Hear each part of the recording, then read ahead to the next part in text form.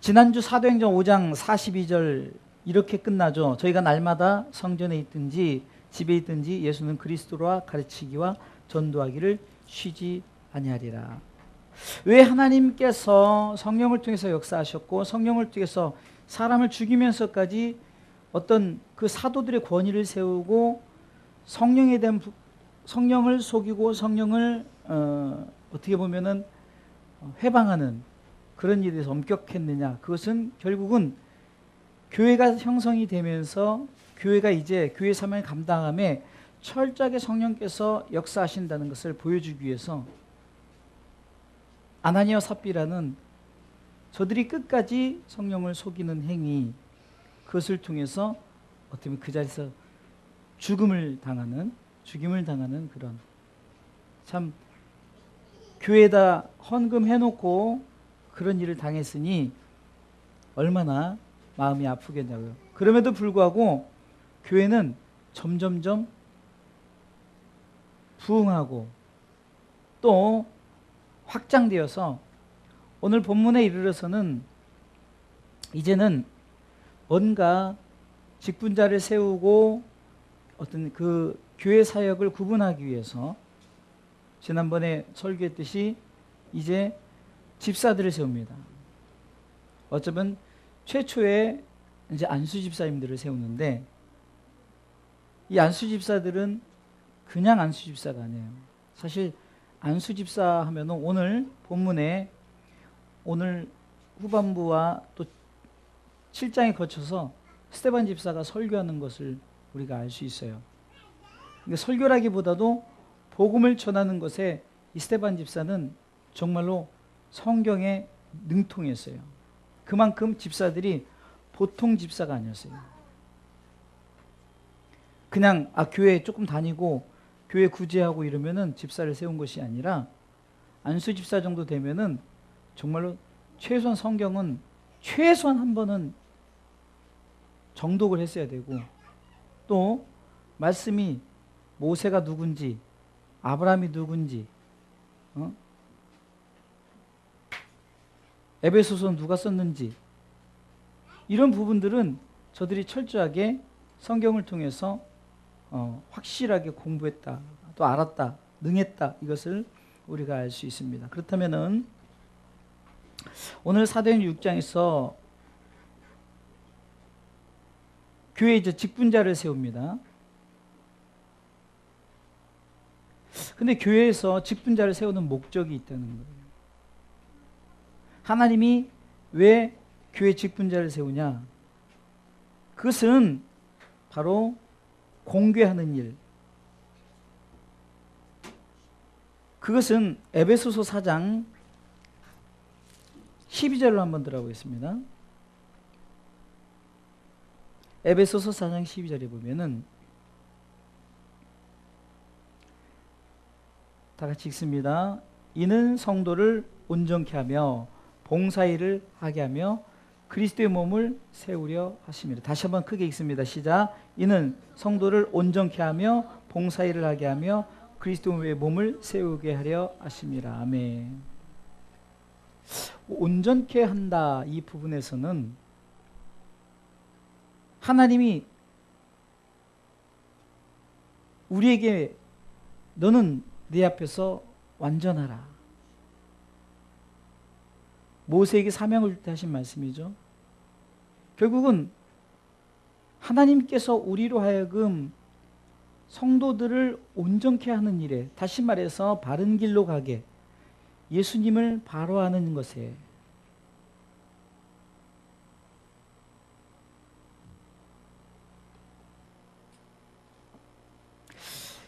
하나님께서 직분을 세우는 목적이 뭐라고요? 성도를 온전케 하며. 우리 주사님교회 지난날에 보면은 직분자들이 직분자를 세움에 있어서 직분자들이 직분자 역할을 못해서 상당히 참 교회가 참 문제가 있고, 심지어 여러분도 아다시피 사랑 설교를 했는데 그냥 권사가 그냥 일반 성도하고 막 쌍욕을 하면서 싸우는 일이지 않나. 참 제가 막 속이 터져서, 금방 제가 설교를 사랑 설교를 하지 않았습니까? 좀 권사님 참으세요. 그래도 뭐 그냥 그 자리에서 막 여러분들 때로는 직분자이기 때문에 평신도 앞에서 초신자 앞에서 우리가 좀 우리의 어떤 자존심도 내려놔야 돼요. 왜? 성도를 온전케 하려고 우리에게 직분을 세워준다.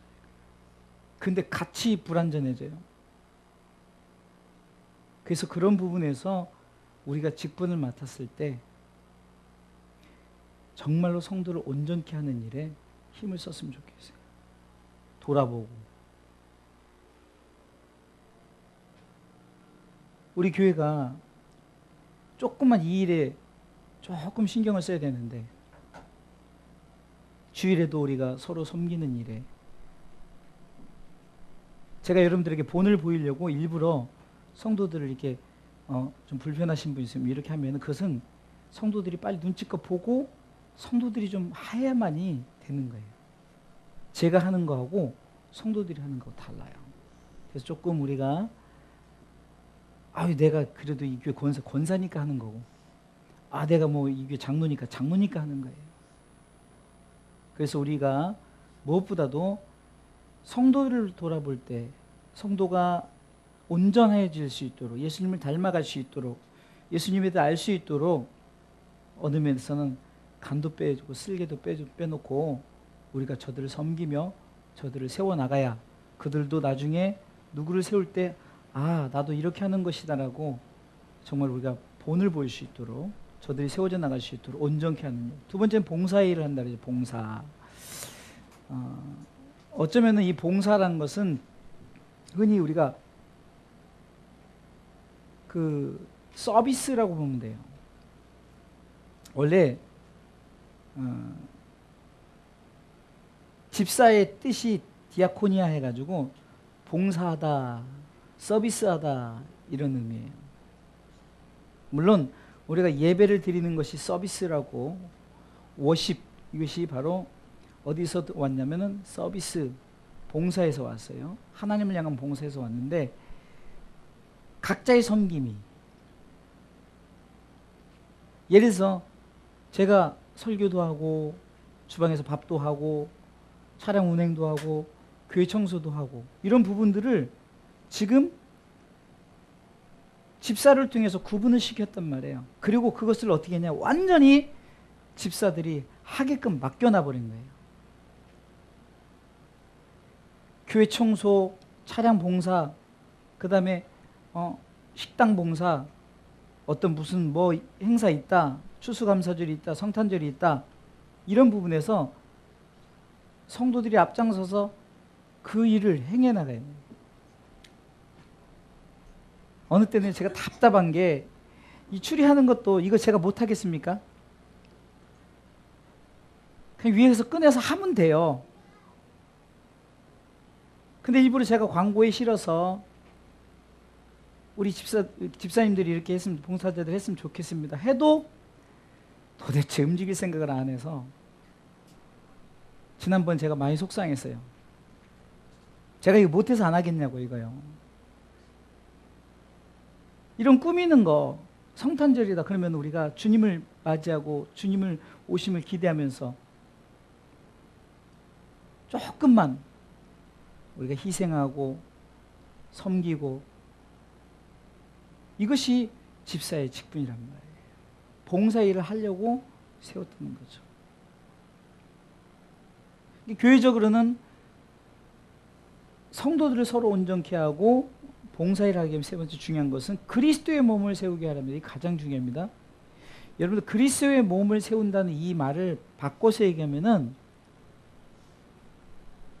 주님이 영광 받을 수 있도록, 우리 주님이 영광 받을 수 있도록 우리가 솔선수범하고 우리가 스스로 많은 사람들에게 본이 되어야 된다는 거예요.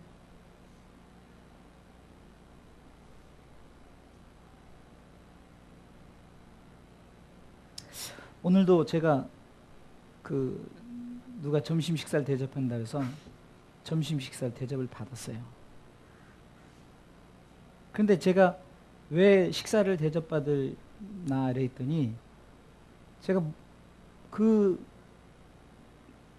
그분들의 그런 사역 속에 제가 좀 많이 좀 솔선수범해서 조금 많이 협력을 해주고 그리고 함께 해요. 이런 부분을 봤을 때 저들이 그것을 통해서 역시 목사님은 달라. 그러면서 저들이 자기네 교회 목사님처럼 저한테 자기네 교회 담임 목사님처럼 하진 않겠지만 그래도 여러분들 타교회 목사 누가 대접하는 줄 아십니까? 절대 그러지 않아요. 그러니까 중요한 것은 제가 왜 섬기고 헌신하고 이러느냐, 결국은 저들에게 본이 되려고 애를 쓰는 거예요. 그리고 작은 교회 목사는 저렇대 뭐 이렇대 저렇게 할까봐 항상, 그리고 저들이 뭐 하면 목사님 축복기도 해주세요, 뭐 해주세요 이렇게 하니까 제가 어쩌면은 교회 내에서도 사역이지만 교회 밖에서도 제게 사역이 되어지니까 참 제가 이렇게 하는 것이 바로 그리스도의 몸을 세우는 거구나. 그리고 교회적인 문제도 제가 아니까 기도해주고 또 궁금하니까 물어봐서 어떻게 됐습니까 하면서 또 기도하고, 우리가 이 일이 서로 간에 우리 교회 안에 이것이 이루어져야 돼요. 오늘 본문을 통해서 정말로 우리가 지난번에는 영적인 걸로 성령과 지혜와 칭찬 듣고 이 부분을 얘기했지만 이번에는 교회 내적으로, 그러니까 영적인 부분은 지난번에 설교를 했어요. 주일날 직분자에 대해서. 그다음에 교회적인 게 외적인 부분에서는 바로 우리가 어떻게 보면 우리의 몸이 좀 헌신하고 드려질 때 조금만 더 우리가 서로 협력하고, 어떻게 보면은 제가 이렇게 볼 때도 맨날 하는 사람이 하는 거 맞아요. 근데 왜 그게 그럴까 했더니 다른 분을 조금 할 수 있게끔 우리가 저들이 좀 합력할 수 있도록 좀 제안도 하고 이래야 되는데 아직까지는 다 어려가지고 뭐 시키면 잘 안 해요. 맨날 하던 분들 하는 거죠. 저도 어떨 때는 늘 봉사하는 분만 봉사해서 미안하기도 하지만 그래도 우리가 털을 잘 닦아놓으면은 다음에 누가 새로 왔을 때 우리가 저들의 헌신과 드려짐을 통해서 하나님이 바로 또 다른 직분자를 세우지 않을까. 그래서 영적인 부분에서는 성령과 지혜와 칭찬 듣는 사람이지만 외적인 부분, 교회적인 부분에서는 바로 성도들을 온전히 성도들을 서비스하는 거예요. 그리고 우리가 봉사에 섬김이 먼저 되어지고, 그리고 모든 것이 결국 그리스도의 몸을 세우는 이 사역이란 말이에요. 이러할 때 어떤 일이 벌어졌느냐? 7절 말씀 읽어보겠습니다. 7절. 이렇게 직분자들이 교회를 위해서 또 성도들에게 헌신하고 봉사했을 때 7절, 6장 7절 있습니다. 하나님의 말씀이 점점 완성하여 예루살렘에 있는 제자의 수가 더 심히 많아지고 허다한 제사장 무리도 이 뒤에 복종하니라. 아멘. 여러분들 여기서 말씀이 왕성했다는 것은 무엇입니까? 그만큼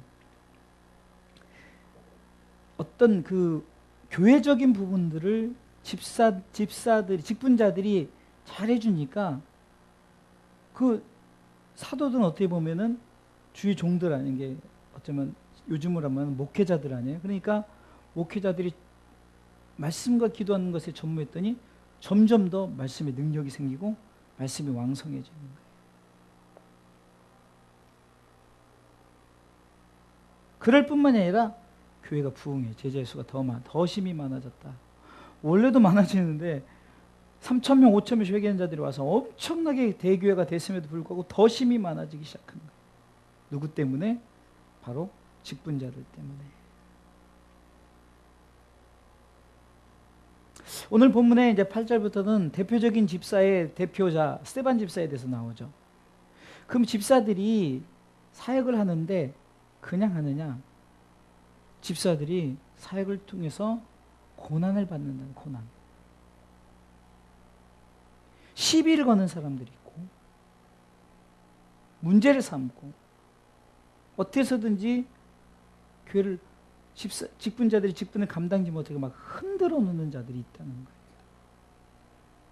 대표적으로 스데반 집사님이 막 영적으로는 지혜도 충만, 성령도 충만, 많은 사람들에게 칭찬받기도 하고 이러고 거기다가 막 말씀에 능통하고, 그리고 그 사역을 감당할 때 막 또 표적과 기사가 일어나는 거예요. 집사들이 그랬다는 거예요. 그때 시기하는 자들이 있고 문제 삼아서 결국은 사도행전 7장이 스데반 집사를 돌로 쳐 죽이잖아요. 그러기까지 얼마나 힘들고 어렵겠냐고요. 직분자들이. 스데반 집사님이 그렇게 돌에 맞아 순교를 하기까지는 영적인 내공이 있었다는 거예요. 이게 영적으로도 또 외적으로도 영적 영육 간의 희생과 드려짐을 통해서 초대교회가 세워졌지 그냥 세워지는 게 아니더라고요. 여러분들이 있기에 교회가 세워지는 거예요. 그렇죠? 여러분들이 없으면은 어떻게 세워지겠냐고요. 큰 교회도요. 엄청 예를 들어서 1000명 출석하는 교회에서 500명 이상 막 헌신할 것 같죠? 천만에요. 10분의 1도 헌신하지 않아요. 1000명 출석하면 100명 정도가 정말 교회 일꾼 막 헌신하고 드려지는 그 정도 되려나요? 모르겠어요. 주를 위해서 막 이렇게 집사처럼 헌신하고 드려지고 막 주의종 못지않게 막 열심히 그런 면에 우리 교회는 그 프로테직을 그래도 봉사하고 헌신하고 어떤 이런 부분에서는. 그런데 고난이 있다니까요. 핍박이 있다니까요. 심지어는 거짓 증인들을 세워가지고 저들이 신앙생활을 개판으로 한다, 막 성경을 잘못 알고 있다, 막 이런 식으로 매도해버리고 문제를 삼는 것이 11절부터 막 그런 일들이 벌어져요. 그럼에도 불구하고 이 집사들은 모든 포커스가 예수 그리스도의 포커스를 맞췄어요. 14절을 보면은 이렇게 말하죠. 그의 말이라는 것은 스데반 집사의 항상 말이 이거였다는 거죠. 스데반 집사의 말에 뭐라고 했냐면은 나사렛 예수가 이웃을 흘고 또 모세가 우리에게 전해준 규례를 고치겠다함을 우리가 들었노라 하고 늘. 그러니까 지금 뭐냐, 예수란 어쩌면 그 당시에 보면은 사람들이 예수 자체를 이단인 게 하나님을 모독하는, 자기가 하나님의 아들이라 하고, 예수님 때부터 그랬지만 그것이 아직까지도 대제사장과 바리새인들과 서기관들에게는 계속해서 저들에게 지금 예수란 이단을 쫓는 자들, 그러니까 하나님을 모독했다는 그런 것들, 그리고 성전을 허물고 주님께서 내가 사흘 만에 다시 지으라 했던 그런 것들, 그러니까 저들은 이해가 안 되던, 아직까지도 예수님의 부활에 대한 것을 믿지 않고 비유로 말씀하면서 예수님께서 내가 그렇게 할 것이다 하고 실질적으로 예수님이 사흘 만에 부활하셨음에도 불구하고 저들은 그거에서 믿지를 않고 계속해서 저들이 미친 소리를 한다라고, 어쩌면은 그러니까 이것이 저들을 죽일 분명한 이유다 그래서 심지어는 사람들 선동해서 돌로 쳐 죽이기까지 하잖아요. 제가 내일 대만교회를 가지만 대만교회 목사님이, 그 최석봉 목사님 성도들에게 가끔 이러는데 성도들이 막 맨날 전도하고 맨날 그러니까 목사님 좀 이렇게 지금 너무 이렇게 좀 힘들다는 표현을 하면은 목사님 그런데요. 예, 힘들죠. 근데 스데반 집사님은 돌에 맞아 죽었습니다. 혹시 여기 주의를 하다가 돌에 맞는 분 계십니까?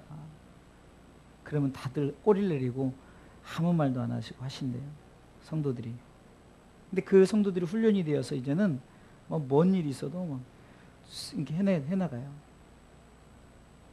그러니까 고난이 있죠. 그런데 그 고난이 스데반 집사님 저 돌에 맞아 죽을 정도의 고난은 아니라는 거죠. 우리 지금 돌에 맞지는 않잖아요. 누가 여러분들 주의한다고 막 쌍욕을 해대진 않잖아요. 근데 원래요, 그런 핍박이 있을수록 우리가 더 근성이 자라는데 사실 핍박이 없어서 흔히 우리가 그걸 팽이에 비유하잖아요. 여러분들 팽이를 돌렸을 때 팽이를 내려쳐야 팽이가 돌지 팽이 안 맞아봐요. 팽이 안 돌죠. 성경적으로 고난이 임했을 때 교회가 엄청 부흥했어요. 그런데 평화 그리고 너무 좋을 때 교회가 점점 퇴세해져 갔어요. 그게 역사적인 사건 아닙니까? 역사적인 사건. 유럽도 그랬고 영국도 그랬고 미국도 그랬고 대한민국도 그러고 심지어 중국도 요즘에는요 이제 점점 성도들 보면요 아직까지도 저 지방이나 이런 데 막 열정이 있어서 이번에도 보니까 누가 영상 하나 올렸는데 성경책을 갖다 줬더니 막 성경책 끄라고 너무 좋아서 감격하는데 그런 데가 있는가 하면요 성경책 막 제가 갔던 데는 성경책이 다 널려 돌아다녀요. 우리처럼요. 그런 데가 있는가 하면 아직까지도 막 성경책 끌어안고 기도하고 막 너무 성경책이 구할 수가 없어서 그런 부분만이 아니라 지금 중국의 많은 교회들이 성경책이 흘러 넘치고 성경책도 우리처럼 스마트폰에서 얼마든지 다운받기 때문에 흘러 넘쳐요. 핍박이 없으니까 문제가 되질 않아요. 제가 처음에 우리 아이들 초등학교 3학년 때 이럴 때 중국 갔잖아요. 그때 이렇게 가면은 그때만 해도 공항에 가면 총 들고 서 있었어요. 진짜 막 중국말 하는데 무서워가지고 총 들고 막 뭐라 하니까 뭐 진짜 이거 공산국가는 역시 공산국가다. 그런데 제가 이제 처음 이제 또 따로 선교를 갈 때 갔더니 뭐 밖에서 막 찬송도 하고 그래. 그래서 도대체 중국이 어떤 나라인가. 근데 요즘 점점 가면 갈수록 편안해지고 신앙생활하기도 좋아요. 근데 핍박은 여전해요. 근데 무슨 핍박이 했더니 교회를 못하게 하니까.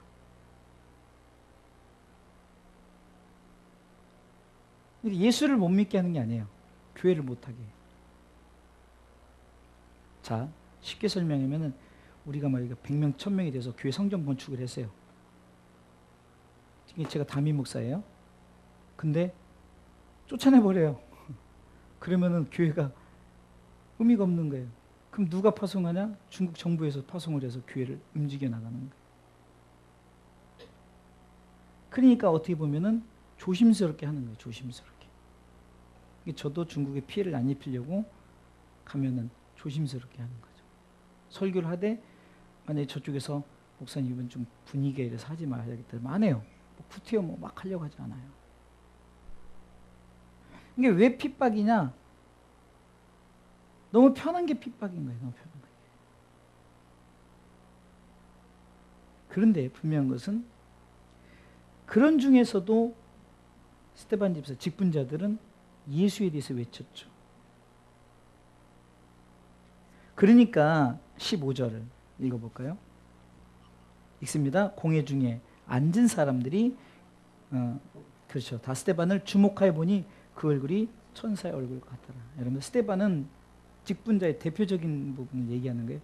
여러분들을 봤을 때 정말 많은 사람들이 야 천사의 얼굴 같도다. 그만큼 욕을 먹어도 하하 했을 거예요. 그죠? 혹시 누가 돌을 던졌어도 하하 했을 거란 말이죠. 이게 그렇게 스데반 집사를 모함하고 모독하고 이런 자들이 스데반 집사 얼굴 보니까 여전히 저 얼굴이 천사 얼굴 같더라. 왜 그런가 했더니 내적으로 성령께서 저를 움직여 주니까, 저의 마음을 움직여 주니까 참을 수 있고 이겨낼 수 있고, 그래서 사도행전이 성령행전인 거예요. 집사들까지도 성령이 충만해가지고, 그러니까 어떤 것에도 흔들리지 않고 예수 얘기만 할 수 있는 거예요.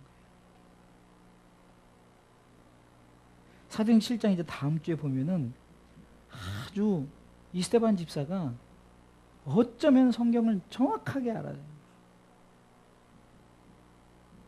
실질적으로 이 성경의 시작 부분은 창세기 12장 1절부터예요.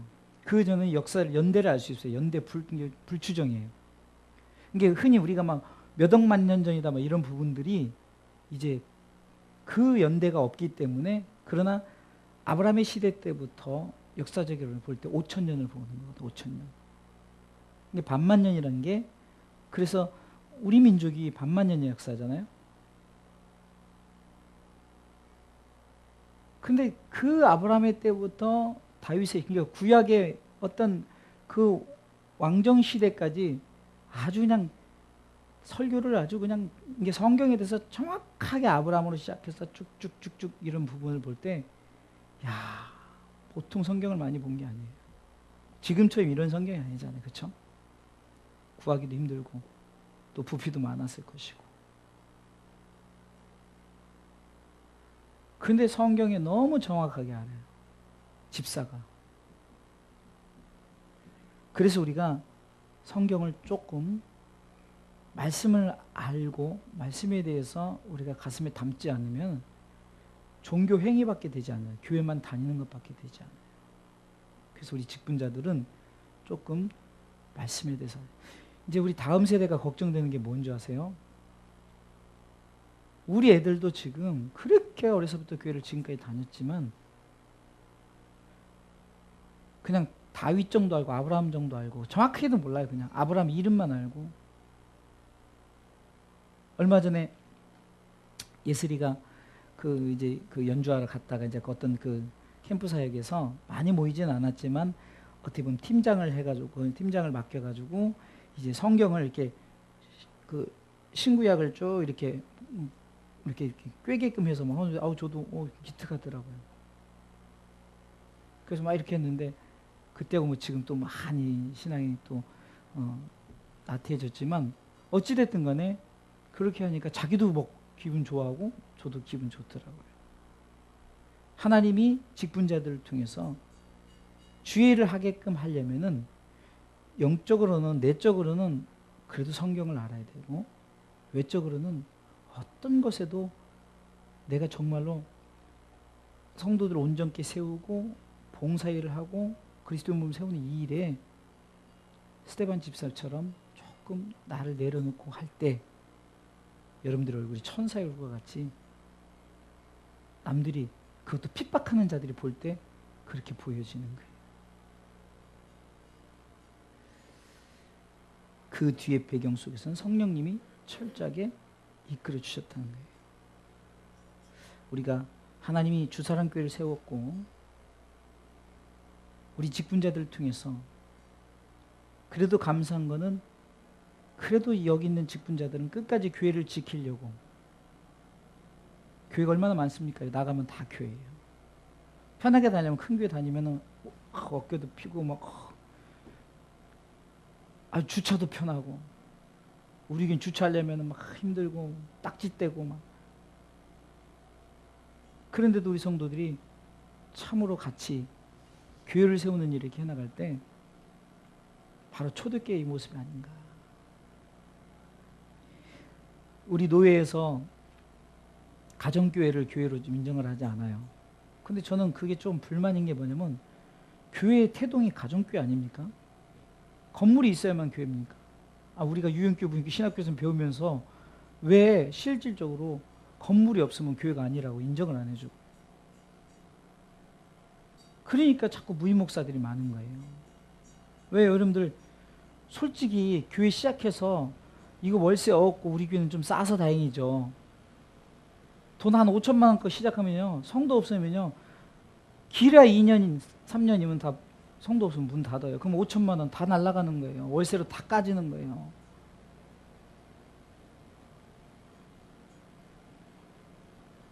중국도 가정교회를 시작했고요. 왜 자꾸 교회를 그렇게 인정을 안 하고, 그래가지고 왜 주의 종들이 주의 사를 감당하는데, 가정부터 세워나가면 뭐 좀 여유가 되면 또 세워나가겠죠. 저도 교회가 참으로 힘들고 어릴 때 가정교회까지 진짜 생각했었어요.